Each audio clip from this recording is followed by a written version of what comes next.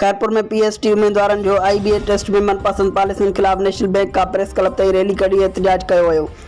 Rally की अगवानी अमजद अली शेख, इसरार Mughal, Syed Sajjad Shah, Nasrallah सहतो, Javed Lashari, Mohammad Ali लोहरानी, Syed ज़ैन शाह गाज़ी जामड़ो ऐं ॿिया करे रहिया हुआ। मुज़ाहिरी मीडिया के ॿुधायो त PST उस्तादनि जी भर्ती लाइ IBA तहत उम्मीदवारनि खां टेस्ट वरिती वई हुई।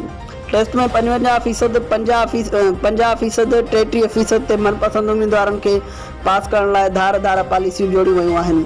जॾहिं त खैरपुर ज़िले में 1100 उम्मीदवारनि 50 खां वधीक मार्कूं खणण बावजूद फेल कयो वियो आहे। अहिड़े मनपसंद ऐं गैर क़ानूनी पॉलिसियुनि खे रद्द था कयूं।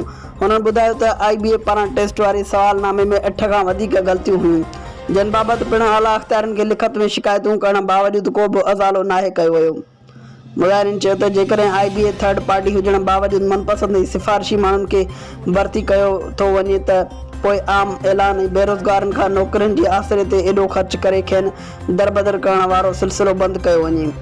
हुननि सिंध जे वॾे वज़ीर, चीफ सेक्रेटरी सिंध, तालीम खाते जे सूबाई वज़ीर समेत आला अख़्तियारनि खां मुतालबो कयो त मामले जो नोटिस वठी 50 खां वधीक मार्कूं हासिल कंदड़ उम्मीदवारनि खे ख़ाली पियल जायुनि ते भर्ती करे असां सां इंसाफ़ कयो वञे।